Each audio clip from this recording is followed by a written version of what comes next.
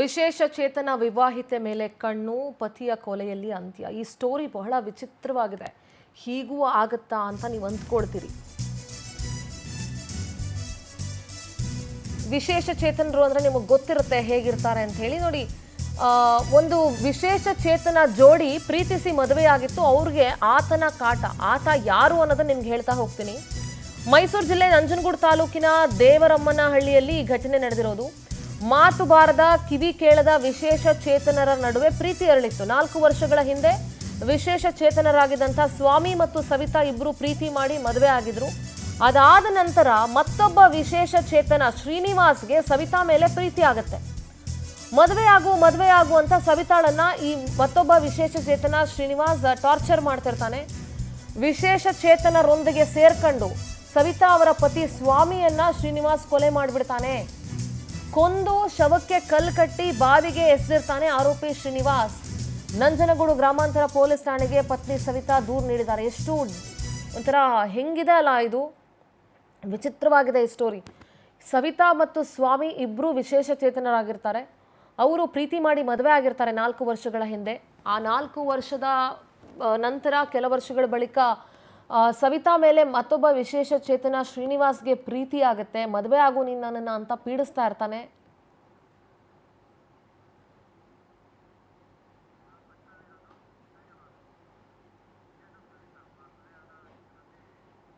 ನೋಡಿ, ನೀವು ಮೊದಲನೇ ಫುಟೇಜ್ ಏನು ನೋಡ್ತಾ ಇದ್ದೀರಾ, ಆತ ಕೊಲೆ ಮಾಡಿದಂಥ ವ್ಯಕ್ತಿ ಶ್ರೀನಿವಾಸ್.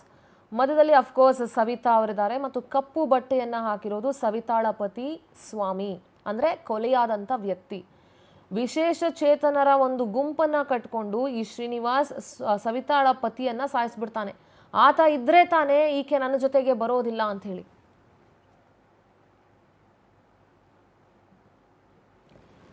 ನೋಡಿ, ಗಂಗಾಧರ್ ಮತ್ತು ಶ್ರೀನಿವಾಸ್ ಅವರಿಬ್ಬರ ಹೆಸರು. ಅವರಿಬ್ಬರು ಸೇರಿಕೊಂಡು ಸ್ವಾಮಿಯನ್ನ ಕೊಲ್ತಾರೆ. ನಂಜನಗೂಡು ಗ್ರಾಮಾಂತರ ಪೊಲೀಸ್ ಠಾಣೆಗೆ ಪತ್ನಿ ಸವಿತಾ ದೂರು ಕೊಟ್ಟಿದ್ದಾರೆ. ನೋಡ್ರಿ, ಎಂತೆಂಥವ್ರ ನಡುವೆನೂ ಏನೇನೆಲ್ಲ ನಡೀತು ಅಂದರೆ, ಕೊಲೆ ಮಾಡಬೇಕು ಅನ್ನೋ ಮನಸ್ಥಿತಿ. ನಾವು ವಿಶೇಷ ಚೇತನರು ಅಂದರೆ ದೇವ್ರ ಮಕ್ಕಳು ಅಂತ ಹೇಳ್ತೀವಿ. ಅಂಥವರ ಮನಸ್ಸಿನಲ್ಲೂ ಈ ಕೊಲೆ ಮಾಡಬೇಕು ಅನ್ನೋ ಕ್ರೂರತ್ವ ಬೆಳೀತಾ ಇದೆ ಅಂತಂದರೆ ಈ ಸಮಾಜ ಯಾವ ದಿಕ್ಕಿನಲ್ಲಿ ಸಾಗ್ತಿದೆ, ವೈಷಮ್ಯಗಳು ಎಷ್ಟು ಮಟ್ಟಿಗೆ ಹೆಚ್ಚಿಕೊಳ್ತಾ ಇದೆ.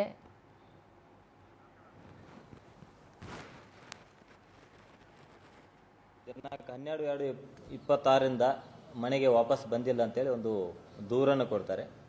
ಆ ದೂರನ್ನು ಆಧರಿಸಿ ಒಂದು ಮನುಷ್ಯ ಕಾಣೆ ಪ್ರಕರಣವನ್ನು ನಂಜನಗೂಡು ಗ್ರಾಮಾಂತರ ಠಾಣೆಯಲ್ಲಿ ದಾಖಲು ಮಾಡಲಾಗಿತ್ತು. ಈ ಪ್ರಕರಣವನ್ನು ದಾಖಲು ಮಾಡಿಕೊಂಡ ಮೇಲೆ ಹಲವಾರು ಆಯಾಮಗಳಲ್ಲಿ ತನಿಖೆ ಮಾಡ್ತಾ ಇರುವಾಗ ಆ ಒಂದು ಮಾಹಿತಿ ಗೊತ್ತಾಗ್ತದೆ. ಇದರಲ್ಲಿ ಏನು ಕಂಪ್ಲೇಂಟ್ ಕೊಟ್ಟಿರ್ತಾರೆ ಫಿರ್ಯಾದಿ ಸವಿತಾನವರು ಮತ್ತು ಅವರ ಗಂಡ ಸ್ವಾಮಿ, ಇವರಿಬ್ಬರು ಕಿವುಡ ಮತ್ತು ಮೂಗ ಆಗಿರ್ತಾರೆ. ಸೊ ಅವರಿಗೆ ಮಾತಾಡೋಕ್ಕೂ ಬರ್ತಾ ಇರಲಿಲ್ಲ ಮತ್ತು ಕಿವಿ ಕೇಳಿಸ್ತಾ ಇರಲಿಲ್ಲ. ಹೀಗಾಗಿ ಅವರ ಕಡೆಯಿಂದ ಒಂದು ಸ್ಟೇಟ್ಮೆಂಟನ್ನು ಸಹಿತ ನಾವು ಮೈಸೂರಿನ ಒಂದು ಸ್ಪೀಚ್ ಆ್ಯಂಡ್ ಹಿಯರಿಂಗ್ ಇನ್ಸ್ಟಿಟ್ಯೂಟ್ ಇದೆ, ಆ ಒಂದು ಇನ್ಸ್ಟಿಟ್ಯೂಟ್ನಲ್ಲಿ ಅವರ ಒಂದು ವಿವರವಾದ ಹೇಳಿಕೆಯನ್ನು ದಾಖಲು ಮಾಡ್ಕೋತೀವಿ. ಸೊ ತನಿಖೆ ಮಾಡ್ತಾ ಇರುವಾಗ ಒಂದು ಅಂಶ ಕಂಡು ಬಂದಿದ್ದೇನಂತಂದರೆ, ಹಲವಾರು ವಿಡಿಯೋ ಕಾಲ್ಗಳು ಆ ಒಂದು ಕಂಪ್ಲೇಂಟ್ ಏನು ಕೊಟ್ಟಿದ್ರು ಅವರ ಒಂದು ಮೊಬೈಲ್ನಲ್ಲಿ ಸಿಗ್ತದೆ. ಅದನ್ನು ಆಧರಿಸಿ ಒಂದು ತನಿಖೆಯನ್ನು ಮಾಡ್ತಾ ಇರ್ತೀವಿ.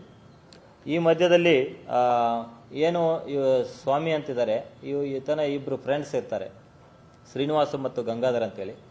ಇವರಿಬ್ಬರು ಸಹಿತ ಈ ಏನು ಕಾಣೆಯಾಗಿರ್ತಾರೆ ಆ ಒಂದು ವ್ಯಕ್ತಿ ಜೊತೆ ಸತತವಾದ ಸಂಪರ್ಕದಲ್ಲಿರ್ತಾರೆ. ಅದನ್ನೆಲ್ಲ ನಾವು ಆಧರಿಸಿ ಒಂದು ಕೂಲಂಕಷವಾಗಿ ತನಿಖೆ ಮಾಡಿ ಕಂಡುಕೊಂಡಾಗ ಇದರಲ್ಲಿ ಇಬ್ಬರು ಆರೋಪಿತರು ಶ್ರೀನಿವಾಸ ಮತ್ತು ಗಂಗಾಧರ್ ಅಂತೇಳಿ ಇನ್ನೊಬ್ಬ ಆರೋಪಿತನ ಜೊತೆ ಸೇರಿಕೊಂಡು ಈ ಕಾಣೆಯಾದ ಸ್ವಾಮಿ ಏನಿದ್ದಾನೆ ಆತನನ್ನು ಕೊಲೆ ಮಾಡಿರೋದು ನಮ್ಮ ತನಿಖೆಯಲ್ಲಿ ಕಂಡು ಬರ್ತದೆ. ದಿನಾಂಕ 12/2/26 ಮನೆಗೆ ವಾಪಸ್ ಬಂದಿಲ್ಲ ಅಂತೇಳಿ ಒಂದು ದೂರನ್ನು ಕೊಡ್ತಾರೆ.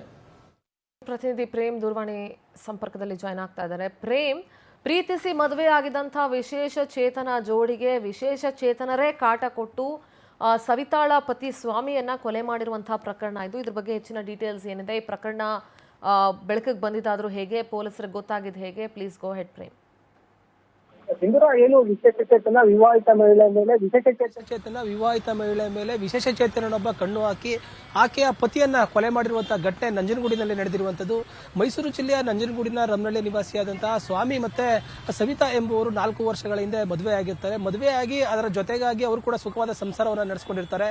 ಅವರಿಗೆ ಹಣಕಾಸನ್ನ ಸಹಾಯ ಮಾಡ್ತೀನಿ ಅಂತ ಹೇಳಿ ಶ್ರೀನಿವಾಸ್ ಎಂಬುವನು ಕೂಡ ಅವರ ಸಂಸಾರಕ್ಕೆ ಎಂಟ್ರಿ ಆಗ್ತಾನೆ.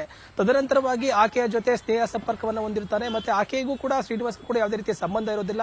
ಆತನ ಸ್ನೇಹಿತನ ಜೊತೆಯಾಗಿ ಬತ್ತಿದಂತಹ ಒಂದು ಕಾರಣದಿಂದಾಗಿ ಶ್ರೀನಿವಾಸನನ್ನ ಸವಿತಾ ಅವರು ಮಾತಾಡಿಸ್ತಾ ಇರ್ತಾರೆ. ಆದ ಕಾರಣದಿಂದಾಗಿ ಶ್ರೀನಿವಾಸ್ ಏನಿದ್ದಾನೆ, ಆರೋಪಿ ಶ್ರೀನಿವಾಸ್ ಏನಿದ್ದಾನೆ, ಆಕೆಯ ಮೇಲೆ ಒಂದು ಪ್ರೇಮವಾಗುತ್ತೆ.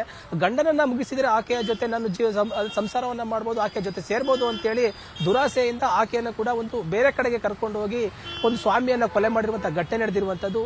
ಏನು ಕಳೆದ ಡಿಸೆಂಬರ್ ನಲ್ಲಿ ಕೂಡ ಕಾಣೆಯಾಗಿರ್ತಾರೆ. ಅವರು ದೂರನ್ನ ಹೆಂಡತಿ ದೂರು ನೀಡಿದಂತಹ ಸಂದರ್ಭದಲ್ಲಿ ಪೊಲೀಸರು ಕೂಲಂಕುಷವಾಗಿ ತನಿಖೆಯನ್ನ ಮಾಡ್ತಾರೆ. ಆಕೆ ಸವಿತಾ ಏನಿದ್ದಾರೆ ಅವರನ್ನ ಹೇಳಿಕೆಯನ್ನ ಮೈಸೂರಿನಲ್ಲಿರುವಂತಹ ಡಫ್ ಅಂಡ್ ಡಮ್ ಅಲ್ಲಿ ಕರ್ಕೊಂಡು ಬಂದು ಕಿವಿ ಕೇಳದ ಮಾತು ಬಾರದ ಆಕೆಯನ್ನ ಕರ್ಕೊಂಡು ಬಂದು ಕೈ ಸನ್ನೆ ಬಾಯಿ ಸನ್ನೆಯಿಂದ ಕೂಡ ಸಾಕ್ಷಿಗಳನ್ನ ಕಲೆ ಹಾಕಿ ಇಬ್ಬರು ಆರೋಪಿಗಳನ್ನ ಪೊಲೀಸರು ಈಗಾಗಲೇ ಎಡೆಬಿಡಿ ಕಟ್ಟಿರುವಂತದ್ದು. ಏನು ವಿಶೇಷ ಚೇತನನ ಕೊಲೆ ಮಾಡಿರುವಂತದ್ದು. ವಿಶೇಷ ಏನಂದ್ರೆ ವಿವಾಹಿತ ಮಹಿಳೆ ವಿಶೇಷ ಚೇತನ ಆಗಿರ್ತಾರೆ. ಆಕೆ ಮನಸ್ಸಿನಲ್ಲೂ ಕೂಡ ಒಂದು ಕ್ರೂರತೆ ಉಂಟಾಗಿದೆ ಅಂತ ಹೇಳಿದ್ರೆ ಎಲ್ಲ ಒಂದ್ ಕಡೆ ಮಾನವೀಯತೆ ಅನ್ನೋದು ಇಲ್ವಾ ಎಂಬುದು ಕೂಡ ಒಂದು ಸ್ಥಳೀಯರಲ್ಲಿ ಆರೋಪ ಕೇಳ್ಬರ್ತಾ ಇರುವಂತದ್ದು. ವಿಶೇಷ ಚೇತನರು ಕೊಲೆ ಮಾಡಿ ಈಗ ಆರೋಪಿಗಳು ಈಗ ಜೈಲಿನಲ್ಲಿ ಮುದ್ದೆ ಮುರಿಯುತ್ತಿರುವಂತದ್ದು. ಮಹಿಳೆ ಅಂದ್ರೆ ವಿಶೇಷ ಚೇತನ ಮಹಿಳೆ ಏನಿದ್ದಾರೆ, ಸವಿತಾ ಹೆಂಡತಿ ಏನಿದ್ದಾರೆ, ಅವರ ಹೇಳಿಕೆಯನ್ನು ಆಧರಿಸಿ ಪೊಲೀಸರು ಕೂಲಂಕುಷವಾಗಿ ತನಿಖೆ ನಡೆಸಿ ಮೊಬೈಲ್ ಟ್ರ್ಯಾಪ್ ಆಗಿರ್ಬೋದು, ಮೊನ್ನೆ ಇನ್ನಿತರ ಆಯಾಮಗಳಿಂದ ಕೂಡ ಪರಿಶೀಲನೆ ನಡೆದಂತಹ ಸಂದರ್ಭದಲ್ಲಿ ಇಬ್ಬರು ಗಂಗಾಧರ್ ಮತ್ತೆ ಶ್ರೀನಿವಾಸ್ ಎಂಬುವರನ್ನು ಕೂಡ ಅರೆಸ್ಟ್ ಮಾಡಿರುವಂತದ್ದು. ಅವರನ್ನು ಕೂಡ ಈಗಾಗಲೇ ಜೈಲಿಗಟ್ಟಿರುವಂತದ್ದು. ಈಗ ನಮಗೆ ಮುಂದಿನ ದಿನಗಳಲ್ಲಿ ನಮಗೆ ಕಠಿಣ ಶಿಕ್ಷೆ ಆಗಬೇಕು ಅಂತ ಹೇಳಿ ಕೈ ಮಾತು ಬರದ ಕಿವಿ ಕೇಳದ ಒಂದು ಸವಿತಾ ಅವರು ಒಂದು ಆರೋಪವನ್ನ ಮಾಡ್ತಾ ಇರುವಂತದ್ದು. All right Prem, thank you ನಿಮ್ಮೆಲ್ಲ ಡೀಟೇಲ್ಸ್ಗಾಗಿ.